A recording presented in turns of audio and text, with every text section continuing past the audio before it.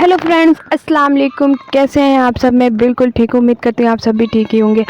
तो चलिए, आ गई हूँ मैं एक बहुत ही ज़बरदस्त टॉपिक लेके। इससे पहले की जो हमारी उर्दू हिस्ट्री की टॉपिक थी वो तो इम्पॉर्टेंट थी, ये उससे भी ज़्यादा इम्पॉर्टेंट है क्योंकि अक्सर मैंने देखा हुआ है बीए सेक्शन वाले और बीएड वाले और सब में कि ये क्वेश्चन आ ही जाते हैं कि ज़ुबान क्या है। 1-2 नंबर के हमारे ये क्वेश्चन आते हैं, लेकिन चूँकि बहुत इम्पॉर्टेंट है, जो हमारा एक पूरा सब्जेक्ट होता है वो इसी बेस पर डिपेंड करता है। अगर उर्दू लैंग्वेज है तो उर्दू ज़बान पे पूरा डिपेंड करता है, अगर हिंदी है तो हिंदी ज़बान पे पूरा डिपेंड करता है। तो ये बहुत बहुत बहुत इंपॉर्टेंट टॉपिक है।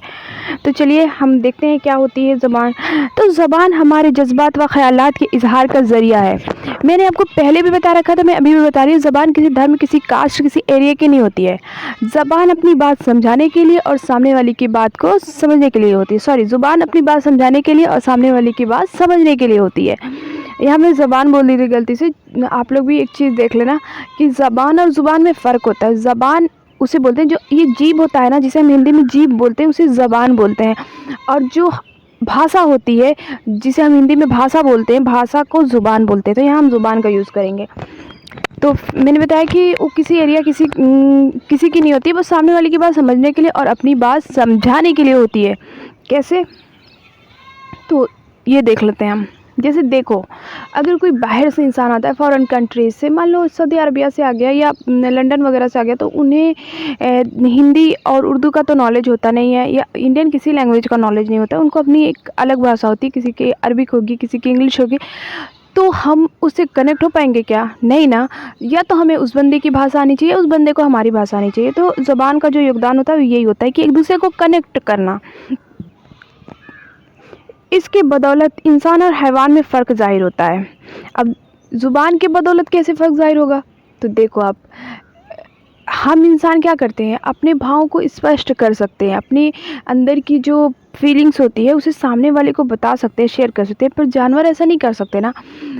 अब आप बोलोगे कि नहीं, हमने तो बचपन में पढ़ा था एनिमल्स की आवाज़ और इनकी उनके, तो उनके वो साउंड होते हैं, उनकी कोई भाषा नहीं होती। जैसे कि आप बिल्ली को ही देख लो, उस बेचारी को भूख लगेगी तो भी म्याऊं कहेगी, नहीं लगेगी तो भी म्याऊं कहेगी। मतलब उसकी हंसी खुशी, दुख दर्द सब कुछ म्याऊं पे ही गुजर जाता है। हमारी तरह नहीं है ना कि हम दुखी हैं तो बता सकते हैं कि हाँ आज हम बहुत दुखी हैं, आज हमें इस चीज़ की तकलीफ़ है।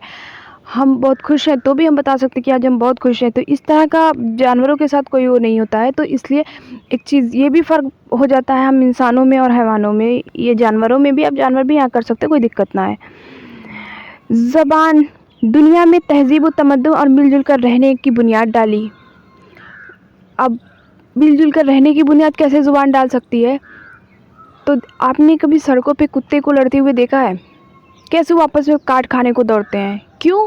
क्योंकि वो भी भूखता है, वो भी भूखता है ना। वो ये बता सकता है कि भाई साहब आपको काटने नहीं आया हमें, ना वो बेचारा बता सकता है। उसे लगता है ये हमारा दुश्मन है, हमें लगता है हम इसके दुश्मन, सॉरी, उसे लगता है ये हमारा दुश्मन है और इस वाले कुत्ते को लगता है ये हमारा दुश्मन है।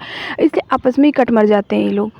तो इंसानों के साथ क्या होता है कि अगर एक इंसान गुस्से में भी खड़ा है, दुश्मन भी है, और सामने वाला आ रहा है, तो अगर वो लपके भी कि हाँ इसे ख़त्म कर देते हैं, तो वो सामने वाला नहीं नहीं, हम लड़ने नहीं आए, बातें करने आए, सुलझा लेते हैं बैठ के। तो एक चीज़, इस एग्ज़ाम्पल को इसलिए मैंने दिया ताकि आपका क्लियर हो जाए कि हमारे बीच अमन अमान या मिलजुल कर रहने का क्या योगदान हो गया ज़ुबान का। तो अब आई होप आपको क्लियर हो गया होगा कि मिलजुल कर रहने और इससे क्या मतलब होता है। क्योंकि जब हम किसी से अपने दिल की बात कर रहे हो ना, नहीं हम आपको चोट नहीं पहुंचाने आए, हम आपकी खुशी में शामिल होने आए हैं, या हम आपसे दोस्ती करने आए हैं, तो सामने वाला बंदा फिर उसका थोड़ा सा लहजा जो होता है वो तब्दील होता है। तो इस तरह से हो जाएगा। फिर देखते हैं आगे चल के और क्या है।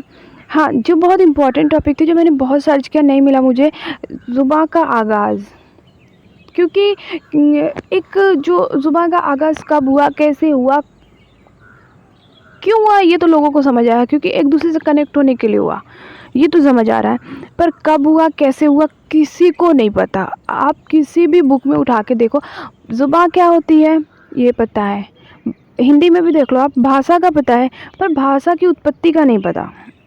क्यों? क्योंकि ये इतने सालों पहले आ गया था ना हमारी लाइफ में, कि अब ये कोई बोन्स तो है नहीं। हमारी जो भाषा है, जो था, जो बोल रहा था, वो चला गया अगर इस दुनिया से, तो उसके साथ वो भी चला गया।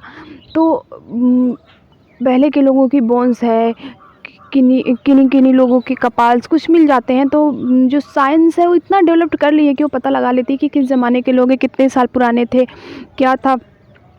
पर जो हम लैंग्वेज बोलते, जो ध्वनि उत्पन्न होती है उसमें हमारे साथ, जैसे मैं बोल रही हूँ, जो मेरी लैंग्वेज है वो हमारे साथ चली जाएगी यहाँ से, या तो रहने वाली नहीं है कि हाँ फिर साइंटिफिक लोग आएंगे किसी ज़माने में मेरी ध्वनि को जांच पड़ताल करेंगे कि किस युग की थी और क्या भाषा थी। तो ऐसा ही कुछ हुआ। ये साइंस ने जितनी भी तरक्की की हो, पर उसने कभी लैंग्वेज पे अपनी कमांड नहीं पकड़ी। उसे पता ही नहीं चला कि कब ये हमारे वजूद में आई और कैसे आई। लेकिन फिर भी जो मुसन्निफ़ लोग थे, उन्होंने जो एक अनुमान लगाया, जो एक आंकड़ा उन्होंने लगाया हुआ है, वो मैं बताती हूँ आप लोगों को। तो ज़ुबान की शुरुआत का अंदाज़ा उस वक्त से लगाया जाता है जब इंसान ने अपने जज्बात व ख़यालात को ज़ाहिर करना शुरू किया। ज़ाहिर सी बात है कि पहले के जो इंसान थे, जो हम लोगों ने 9, 10 या 6 से 8, 7 में पढ़ा होगा हिस्ट्री में थोड़ा बहुत, आदि मानव जो थे, उनका हम लोगों ने पढ़ा कि एक दूसरे के दुश्मन थे, एक दूसरे से झाड़ियों में छिपते फिरते थे और एक दूसरे का सामना नहीं करते थे। क्यों? क्योंकि वो एक दूसरे से कनेक्ट नहीं थे। उन्हें एक दूसरे में ना दुश्मन दिखाई देता था। वो सोचता था ये शिकारी है, ये सोचता था ये शिकारी है। एक दूसरे से छिपते भागते थे कि अगर ये उनको मिल गया तो मार देंगे, वो उनको मिल गया तो मार देंगे। तो इस तरह की कुछ सीन बन चुकी थी। तो अब जब इंसान ही इंसान का दुश्मन हो जाएगा तो कुछ ना कुछ तो होगा ही ना। तो फिर धीरे धीरे जब डेवलप्ड हुआ होगा तो लोग एक दूसरे से कनेक्ट होने लगे होंगे। तो इस तरह से अनुमान लगाया गया कि जो इंसान ने जब अपने जज्बात, यानी कि जज्बात व ख़यालात ज़ाहिर करने का मतलब, जैसे कि दो आदि मानव आमने सामने हुए होंगे, अगर वो उसको देख के भागा होगा या उसको अटैक किया होगा तो उसने फ़िलहाल लैंग्वेज तो नहीं रही होगी, लेकिन माउथ को तो ओपन किया ही होगा। तो कुछ साउंड उत्पन्न हुए होंगे और थोड़ी बॉडी लैंग्वेज होती है, बॉडी लैंग्वेज को थोड़ा सा उसने कमांड पकड़ा होगा। तो इससे उसने मतलब अपने ख़यालात को वहाँ पे इज़हार किया होगा कि मैं तुम्हें हानि पहुँचाने नहीं आया, मैं अपने शिकार के लिए आया हूँ, तुम अपने शिकार के लिए आओ। तो इस तरह से धीरे धीरे डेवलप्ड हुआ होगा लैंग्वेज। फिर देख लेते हैं, इस पर बहुत से लोगों ने अपने अपने ख़यालात ज़ाहिर किए, जो सिर्फ लोगों ने अपने अपने तरीके से अंदाज़ा लगाया। देखो, मैंने पहले ही बोला था कि जो भाषा की, यानी कि जो ज़ुबान का आगाज़ है, उस पे साइंस ने कोई कमांड नहीं पाई है। उन्हें नहीं पता है कि वो कब हुई, कैसे हुई, बस अनुमान लगा लिया है कि हाँ इतने से इतने में हुई होगी, ये आदि मानव काल के टाइम से धीरे धीरे डेवलप्ड हुई होगी। आप लोगों ने एक देखा होगा, जो जंगलों में रहते हैं वो अजीब से वॉइस, अजीब से साउंड करते हैं। तो शायद पहले वैसी रही हो, फिर ऐसी रही हो, ऐसे करते करते इस तरह से डेवलप्ड हुई हो। जो भी है, फ़िलहाल मुझे जो एग्ज़ाम्पल समझ में आ रहा है वो यही आ रहा है कि जब स्टार्टिंग में इंसान इस दुनिया में आए तो बिल्कुल वो बेबी की तरह थे। छोटे बेबी जो हमारे घरों में आते हैं, उन्हें कुछ नहीं पता होता है। खाना है, पेट भरा है तो हँसते हैं, पेट खाली है तो रोते हैं। कुछ मतलब बिंदास अगर हैं, आप उनको अच्छे से इधर उधर कर रहे हो, टहला रहे हो, ये कर रहे हो तो वो हँसते रहते हैं। पर अगर उनको थोड़ा सा कुछ ऐसा लगता है जो उनके मन का ना हो तो वो रोना स्टार्ट कर देते हैं। तो मेरे ख़्याल से आदि मानव काल में तो खैर ये रोना और हँसने में भी डिफरेंस नहीं रहा होगा, लेकिन हाँ ये दोनों चीज़ें नेचुरल है तो इंसान में आई होगी ये चीज़ें। और दूसरी चीज़ ये है कि सेम बच्चों की तरह ही हमें ले लेते हैं इनको। जब वो आए होंगे तो बच्चों को भी कहाँ बोलने आता है, ऐसे ही अपने भाव को प्रकट करते हैं, हंसते रोते। तो वो तो अपने भाव को भी प्रकट नहीं करते रहे होंगे, क्योंकि अपना शिकार स्वयं करते थे, स्वयं खाते थे, अकेले रहते थे।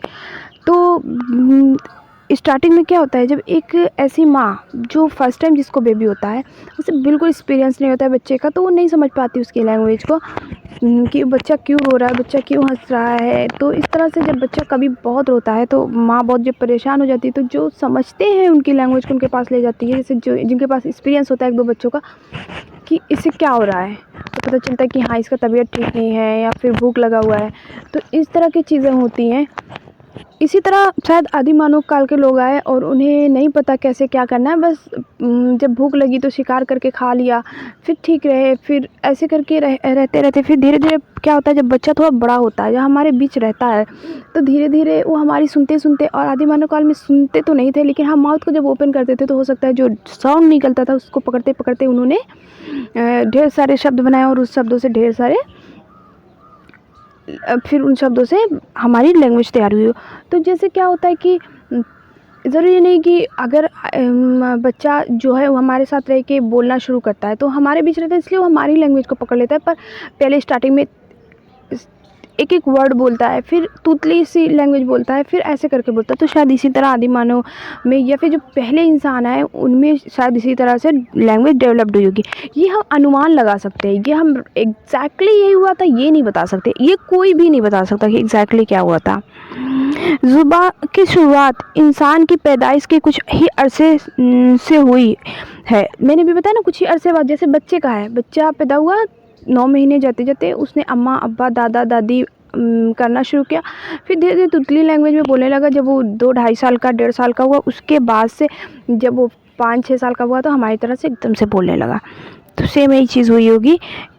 मैंने हमेशा ये बोला हुई होगी, मैंने ये नहीं बोला यही हुई है। तो आप लोग ये चीज़ नोटिस करना कि ये करेक्ट मैं ये नहीं कह सकती, क्योंकि जो मुसन्निफ़ लोग थे ना उन्होंने सिर्फ़ और सिर्फ अंदाज़े लगाए हैं, किसी के पास कोई इसका सबूत नहीं है। इसीलिए इस बात का अंदाज़ा लगाना नामुमकिन है कि कौन सी ज़ुबान वजूद में आई। ठीक है, तो इसलिए जैसे बहुत सारे लोग बोलते हैं ना सबसे प्राचीन भाषा संस्कृत है, सबसे प्राचीन भाषा ये तेलुगु है, सबसे प्राचीन भाषा ये है, सबसे प्राचीन भाषा अरबिक है। तो हम अंदाज़ा नहीं लगा सकते कि सबसे प्राचीन भाषा क्या है, क्योंकि जहाँ तक मुसन्निफ़िनों ने अपना अनुमान लगाया है ना, वहाँ पे एक चीज़ निकल के आती है कि उनके मुख से जो साउंड उत्पन्न हुआ उन्होंने उसे ही अपनी लैंग्वेज बनाना स्टार्ट कर दिया। तो हम ये नहीं कह सकते कि अरबी आई, हिंदी आई, उर्दू आई, फ़ारसी आई, नहीं पता क्या आई। इस बात का अंदाज़ा लगाना मुश्किल नहीं, नामुमकिन है। ठीक है, तो आई होप गाइस ये वीडियो आपके लिए बेनिफिशियल हो, और अगर आपको ये वीडियो पसंद आई है तो प्लीज़ लाइक कीजिए वीडियो को और सब्सक्राइब कीजिए मेरे चैनल को और शेयर कीजिए अपने फ्रेंड्सों में। तब तक के लिए बाय बाय, टेक केयर।